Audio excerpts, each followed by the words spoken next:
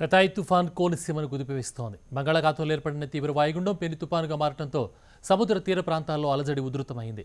అధికార యంత్రాంగం అంతా ముందస్తు చర్యలు చేపట్టినప్పటికీ లంక గ్రామాల ప్రజలు భయాందోళనతో కంటి మీద కొనుకు లేకుండా గడుపుతున్నారు. ఈసారి ఎలాంటి ముప్పు ఎదురుపోతుందనని గజగజ వణుకుతున్నారు.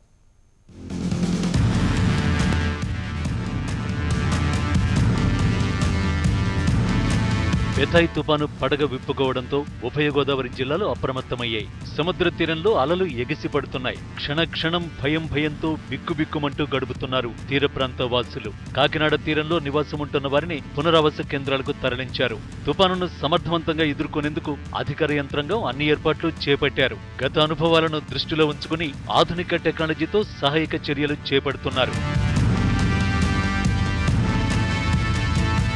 ఉప్పాడ తీరంలో బలమైన ఈదురుగాలులు వీస్తున్నాయి. తీరంలో సముద్ర కెరటాలు సాధారణ స్థాయి నుంచి 4 మీటర్ల ఎత్తున ఎగిసిపడుతున్నాయి. పశ్చిమ గోదావరి జిల్లా మొగల్తూరు, ఆచంట, పోడూరు, పాలకొల్లు, కాళ్ల మండలాల తాజా పరిస్థితులపై జిల్లా కలెక్టర్ ఆరా తీశారు. కాకినాడ సమీపంలో ఉన్న యానాం ప్రాంతానికి అధికారులు ఆరెంజ్ హెచ్చరికలు జారీ చేశారు.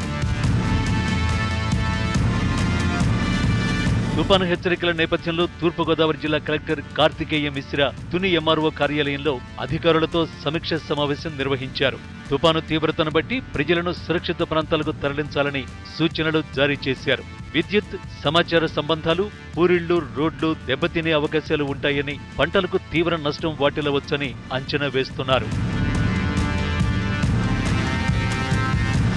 పంటలు నష్టపోతామన్న ఆందోళనతో రైతులు, వలలు కాపాడుకునే యత్నంలో మత్స్యకారులు ఉన్నారు. తుపాను ప్రభావం ఏ విధంగా ఉంటుందో అన్న టెన్షన్ నెలకొన్నది.